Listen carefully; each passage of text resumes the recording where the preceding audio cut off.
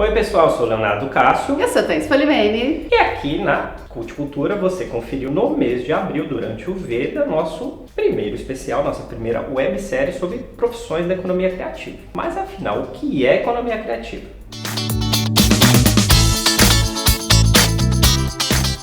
Pois é, gente, muita gente tem nos perguntado o que é economia criativa e também algumas pessoas têm sugerido profissões pra gente fazer aí nas próximas temporadas que não tem muito a ver com economia criativa. A economia criativa às vezes pode se confundir com profissões e profissionais que fazem coisas diferentes, não importa qual área, usou a criatividade já é economia criativa e não é bem assim. Então o jeito mais simples de entender o que é economia criativa é a gente explicar de onde esse termo surgiu. E como é um termo relativamente novo, não é? Ele tem pouco tempo aí na história, então existem aí várias considerações, né, de onde surgiu, como surgiu. Então a gente vai dar um apanhado geral e crédito para todo mundo. Então a gente já vai lá voar para o Reino Unido no ano de 1983, quando lá mandava em tudo Margaret Thatcher. Ela publicou à época um relatório que mostrou que as áreas ligadas a tecnologia e a criatividade seriam as grandes responsáveis por impulsionar economicamente o Reino Unido. Isso mostra então que o pessoal de lá do Reino Unido já estava antenado faz bastante tempo. E 10 anos depois, na Austrália, terra do surf, em 1994, aliás, um pouquinho mais de 10 anos depois, o primeiro-ministro Paul Keating ele fez um discurso falando da importância da globalização, da tecnologia e das identidades culturais para o crescimento de todos os países. Esse relatório se chama Creative Nation e ele também acabou publicando, com esse relatório, algumas políticas públicas que valorizavam as produções artísticas e culturais da Austrália. Pouco tempo depois, então, do lançamento do Creative Nation lá na Austrália, em 1997, nós voltamos à Inglaterra, do então primeiro-ministro Tony Blair. Ele achou interessante essa coisa sobre as nações criativas e tal e resolveu se aprofundar. Na verdade, ele queria descobrir uma coisa que estava acontecendo em Londres. Alguns bairros tinham um desenvolvimento econômico muito mais acentuado do que outros. Aí ele falou, vamos dar uma olhada aí no que está acontecendo. O resultado dessa pesquisa apontou que os bairros que tinham maior desenvolvimento tinham uma coisa em comum: os aparelhos e a infraestrutura cultural, ateliês, estúdios e galerias de artes nesses bairros, né, que se sobrepunham aos outros.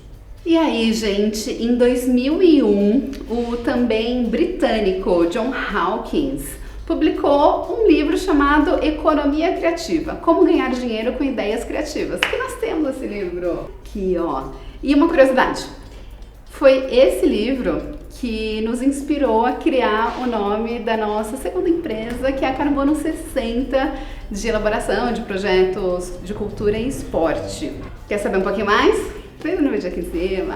Dá para entender então, né, depois de conhecer a história, porque muita gente confunde economia criativa com cultura ou com indústrias culturais. A verdade é que a economia criativa ela se inspira na indústria cultural, né? Isso é importante a gente dizer. E aí o Sebrae tem o Sebrae aqui do Brasil, não é lá da Inglaterra, não, aqui do Brasil, tem uma definição bem coerente para a economia criativa. É o conjunto de negócios baseados no capital intelectual e cultural e na criatividade que geram algum valor econômico. Aqui no Brasil também. Pois é, gente, aqui no Brasil também a gente tinha uma Secretaria da Economia Criativa que estava ligada ao governo federal. Na verdade, estava ligada ao Ministério da Cultura, que nós também tínhamos. E essa secretaria definiu os elementos que caracterizam a economia criativa brasileira, que são 4: diversidade cultural, inclusão, sustentabilidade e inovação. E para entender a economia criativa, você precisa conhecer os profissionais criativos que compõem essa cadeia da economia criativa, né? Tem 4 características específicas que definem um profissional da economia criativa, né? E que o diferenciam das outras áreas aí da economia. O primeiro, gente, é o significado. Aquele trabalho para o profissional criativo tem um significado além do retorno financeiro. É claro que o retorno financeiro é muito importante, portanto, não peça para nenhum profissional criativo fazer um negócio de graça, porque, então foi significado, então vai fazer de graça. Não é bem assim, né? Além do retorno financeiro, aquele trabalho tem um significado para ele. E pode ser em qualquer estágio do processo, pode ser na criação, na elaboração daquele produto, na produção ou até mesmo na entrega, ou então em todas essas fases.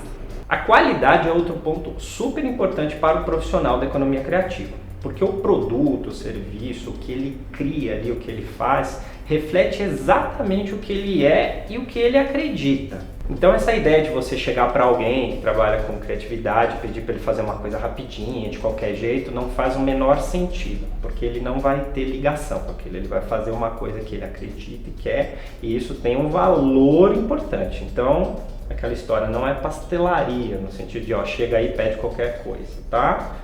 Trate com carinho os profissionais da economia criativa. Outro ponto muito importante para o profissional criativo é o reconhecimento. Porque o produto ou o serviço que ele fizer vai refletir a qualidade e o significado dele. Então ele busca um reconhecimento sobre aquilo que ele produziu e por parte de quem vai utilizar aquele produto ou serviço. Tem um vídeo muito legal da Box 1824 que fala sobre esse reconhecimento. É um vídeo sobre millennials que tem tudo a ver com o profissional criativo. Por fim, tem a questão da relação com o tempo que esses profissionais têm, né? Que faz lembrar uma questão levantada pelo estudioso, grandíssimo Domenico De Masi, que publicou um livro, né? Faz tudo sobre o ócio criativo. Muita gente não entende, mas o profissional da economia criativa ele tem sim uma relação muito diferente com o tempo, né? Muita gente acha que às vezes o profissional não está fazendo nada, ele está ali de bobeira enquanto ele está lendo, pensando, pesquisando, mas ele pode achar uma solução mágica para alguma coisa, na verdade não mágica, né? Porque ele está raciocinando ali. O Domenico De Masi, que nós falamos aqui, participou de um programa aqui no Brasil, que já foi muito bom, chamado Roda Viva.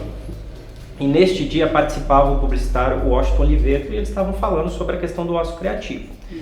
Em uma das partes do programa, o Washington Oliveto fala que ele acha interessante como profissional da cadeia da economia criativa, eles não usavam esses termos, mas faz parte. Que quando ele começa, ele tem até um horário para começar. Você entra lá no seu espaço ou começa no horário do seu home office ou alguma coisa às 9 horas. Mas você não tem horário para acabar, porque você pode estar brincando com seus filhos, você pode estar lendo, assistindo uma série, indo ao teatro, indo comer, e aí você tem ideias que você vai utilizar no seu serviço. Então não é aquela coisa programática, né? Assim. Aquela produção, sabe? Fordismo. Não é. E existe um ciclo que define a economia criativa que aí fica bem mais fácil de entender. Tudo começa com o quê? Arte e cultura. A arte e cultura vai inspirar a criatividade. A criatividade vai inspirar a inovação, vai gerar inovação. E a partir da inovação vai gerar benefícios sociais e econômicos que vão ser investidos na arte, na cultura, que vai gerar criatividade. E aí é um ciclo virtuoso. Por isso, gente, que é muito importante investir em arte e cultura. Não acredita em gente aí que fala que a arte e cultura não vai trazer benefícios rápidos. Vai trazer sim, e é muito importante a gente investir nisso e reivindicar investimento em arte e cultura. Para a gente não ficar então só no discurso e nas hipóteses, né, vamos esclarecer por meio de exemplos, né? Alguns cases, case é uma palavra que a gente, publicitário, adora. A gente vai ilustrar com alguns casos de economia criativa que são interessantes para você entender um pouco o funcionamento. Existe num país maravilhoso chamado Colômbia um grande caso de construção de economia criativa na cidade de Medellín. Medellín, que já foi famosa pelos cartéis de droga, junto com Cali, né? Aquela coisa do Pablo Escobar e por aí vai. E é uma cidade que ela teve níveis de violência e pobreza muito altos. E o que eles fizeram, aliás, no país todo, tá? Mas Medellín tem um recorte específico. Eles investiram em arte e cultura, ao contrário do que o Brasil vem fazendo, né? Eles têm uma coisa com as bibliotecas lá de Medellín. Eles pegaram alguns bairros que são muito pobres, né? E viram, olha, a gente precisa instalar aparelhos culturais, porque é só lembrar que a Inglaterra, em 97, percebeu isso com uma pesquisa, né? Então as informações estão aí. E eles convidaram, eu não sei como foi o mecanismo, né? Nós não sabemos, mas eles convidaram a sociedade para poder participar da elaboração de bibliotecas públicas, né? Em zonas de Medellín, sendo que as pessoas, elas opinariam sobre toda a formatação do projeto, desde a parte de arquitetura, onde está lá, o que seria melhor para aquele grupo, porque assim, pense em São Paulo ou na cidade onde você mora. Os bairros são diferentes, as regiões têm carências diferentes, então não é legal você colocar a mesma coisa pasteurizada para todos os lugares. Foi então que eles construíram essas bibliotecas, que são um sucesso pela cidade, e junto com outros programas e outras políticas públicas, a violência caiu, despencou em Medellín. Prova viva e cabal que investir em arte, cultura, dá resultado prático. Então vamos dar um exemplo do Brasil. Quem mora em São Paulo provavelmente já conhece, ou pelo menos já ouviu falar, que é o caso da Praça Roosevelt. Antigamente era um lugar super ermo, vazio, ninguém andava lá à noite e tal. Alguns grupos de teatro se instalaram lá. Os Sátiros é a maior referência lá da Praça Roosevelt. E aí começou a movimentar, começou a surgir mais grupos de teatro, começaram a surgir bares lá. Então a noite na Praça Roosevelt hoje em dia é super movimentada e valorizou muito a região. Hoje em dia, esses grupos de teatro estão sofrendo com o quê, gente? Especulação imobiliária. Então, o que eles ajudaram a construir, hoje em dia, está se voltando contra eles. É muito importante a gente não só investir na economia criativa, como também manter os valores locais, a identidade do local, para que não haja uma regressão, sabe? Para que o bairro não regrida e volte a ser como era antes. Então é muito importante a gente pensar na economia criativa e também no legado aí que ela vai trazer. Gente, a economia criativa tem a ver com soft power, videozinho aqui, com placemaking e movimenta bilhões, tem o poder, tem o poder de movimentar mais bilhões na economia mundial. O país que não enxerga isso e que não investir em economia criativa, além de estar cometendo um grande erro, vai sentir na pele as consequências de ter ficado para trás das nações que já estão olhando nisso desde a década de 80. Estamos de olho. E fica aí de olho você também. Reivindique investimento em arte e cultura. Acredite na cultura brasileira, porque a gente tem muito potencial. E esperamos que vocês tenham gostado do vídeo. Comenta aqui o que você acha da economia criativa, o que você acha de todos esses vídeos. Curta o vídeo, se inscreva no canal e ative o sininho das notificações para você receber sempre as notificações de vídeos novos.